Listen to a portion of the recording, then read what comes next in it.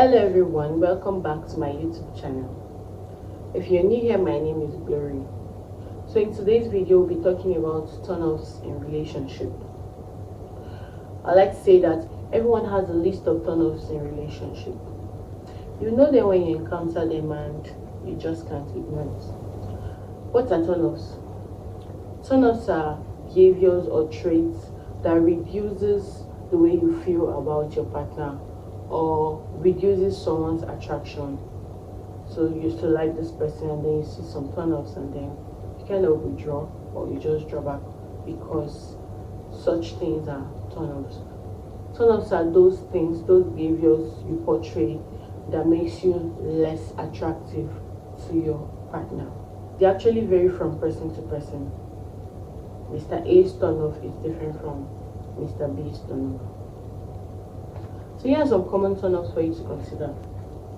Let's start with social media addiction. This is the big turn-off for partners, for people in relationship, because your partner is trying to get your attention but you're always on your phone. Everybody craves for responsiveness.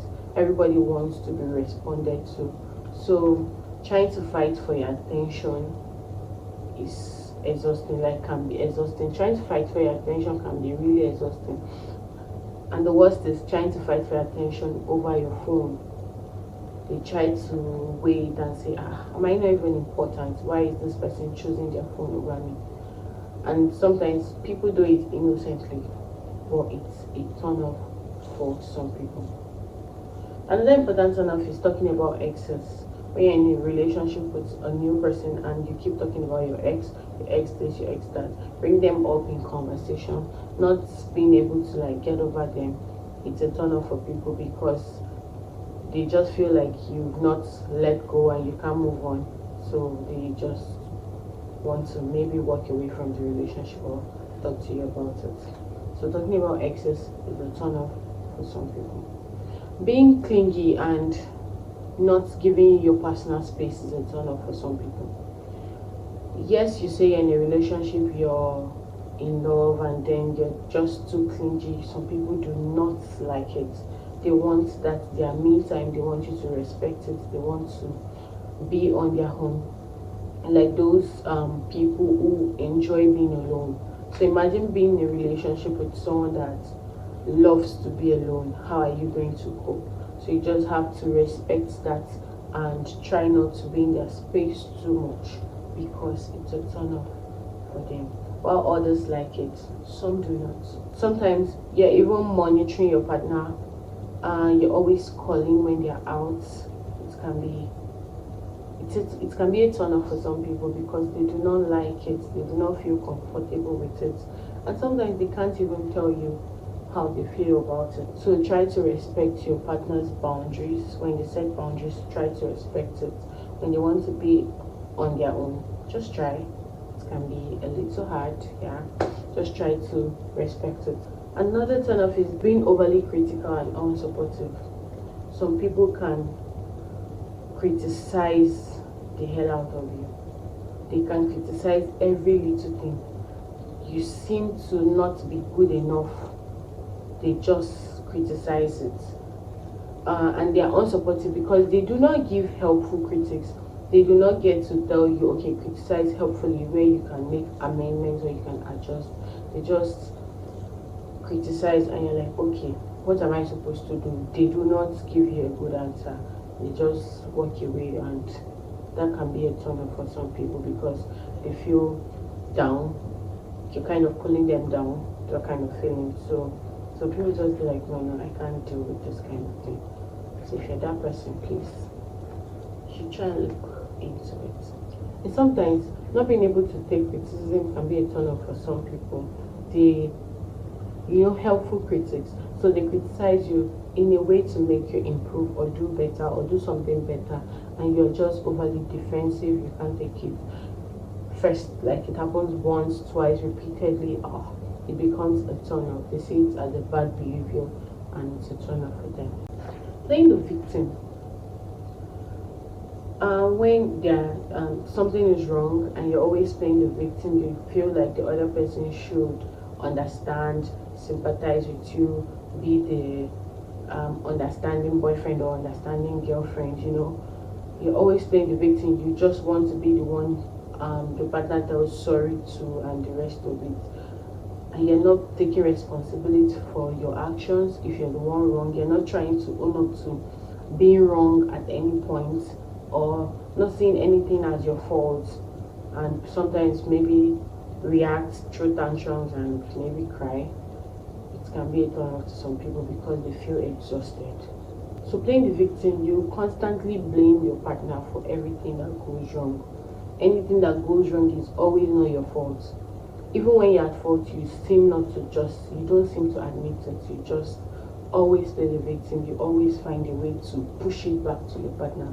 It can be exhausting and it's a turn off for some people.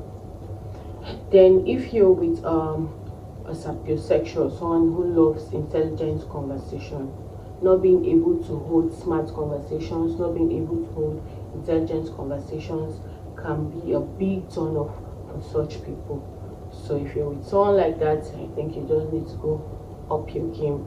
Just need to go learn about quite a lot of things that interest them, so that you can engage them in the conversation, and that makes you feel more, and that makes you more attractive to them.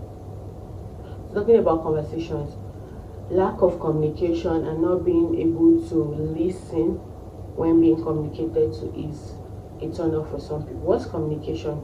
It's a two-way thing.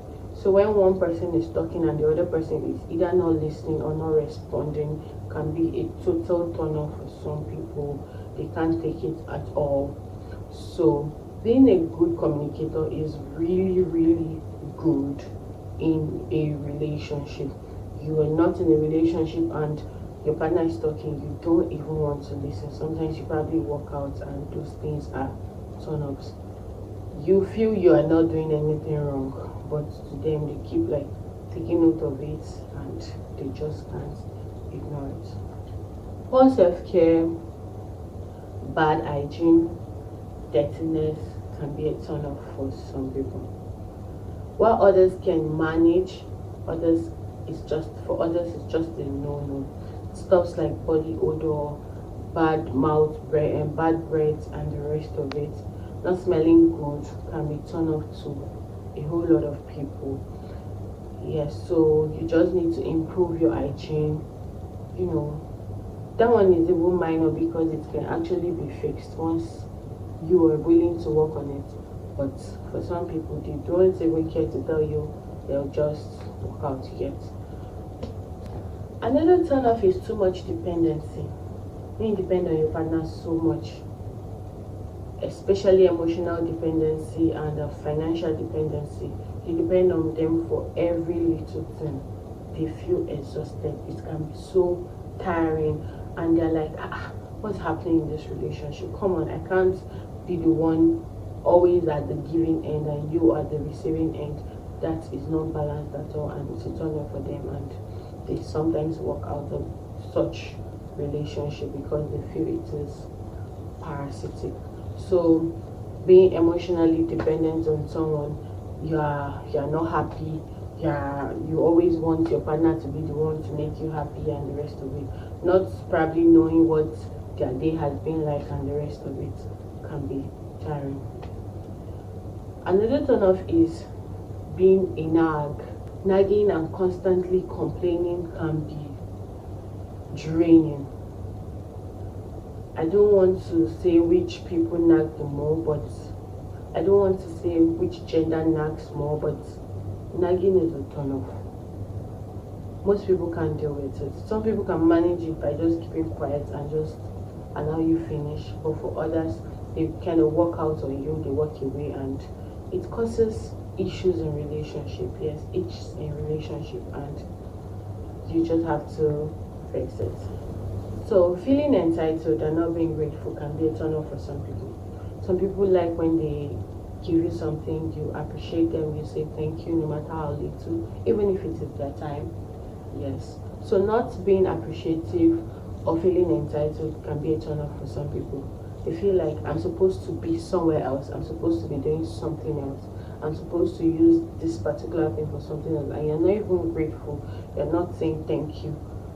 you're not appreciating them, it can be a turn off for some people. So if any of these points I'm listing out has to do with you, I think you should not be offended, but instead just try to work on them. This one is not personal to me, it's also a turn off for me. It's being complacent. Complacency is when you're comfortable where you are, you don't want to do better or move forward, you're just very, very comfortable. So me, I just like to be like this, I'm okay this way. It's a turn off for some people because they feel you're not ambitious, you don't have a goal, you don't have a plan, and like why would you settle for less when you can be more?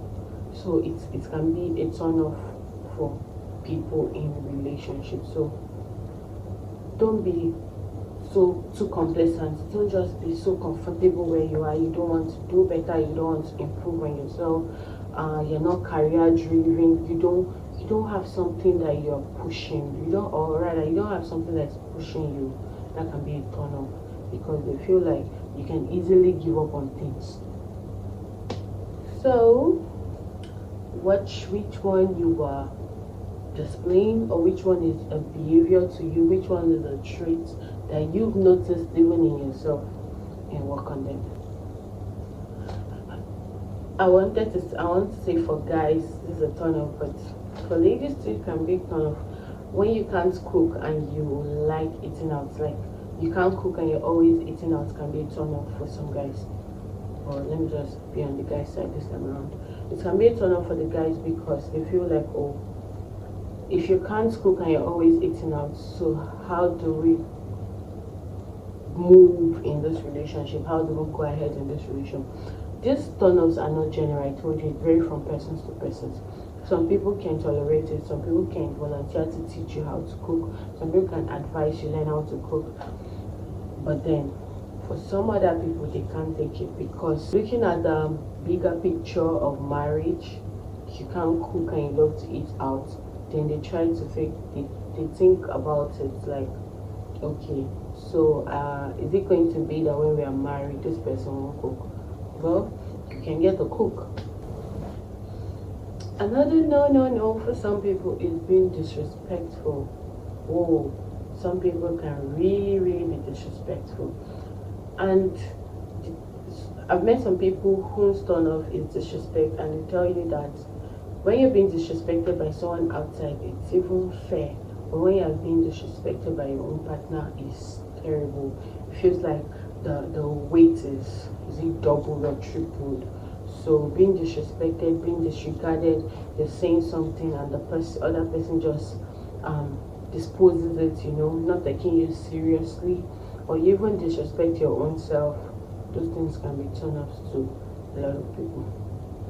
Being arrogant and proud can be a turn-off. When you are always the one wanting to talk, you do not listen to your partner's opinion, can be, or no can be a turn-off for some people. When you are very, very bossy, it can turn your partners off. So please try to balance it if you want to enjoy a good relationship. I'll say the opposite of that is when you're always agreeing to things and not you're being always agreeing to things and not having an opinion about things.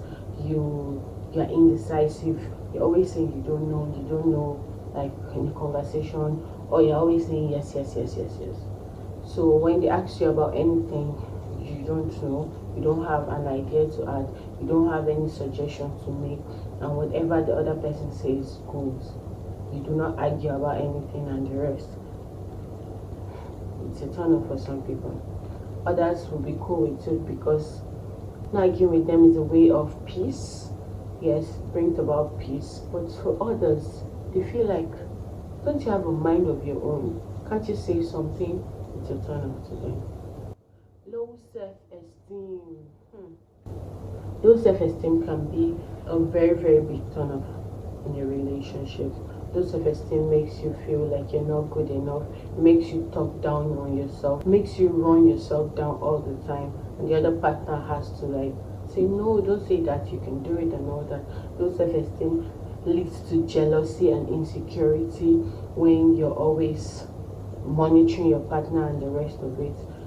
it's most time comes from low self-esteem. It most time comes from low self-esteem. So when you have low self-esteem, you tend to be jealous, you're insecure, and a lot of traits that come with it.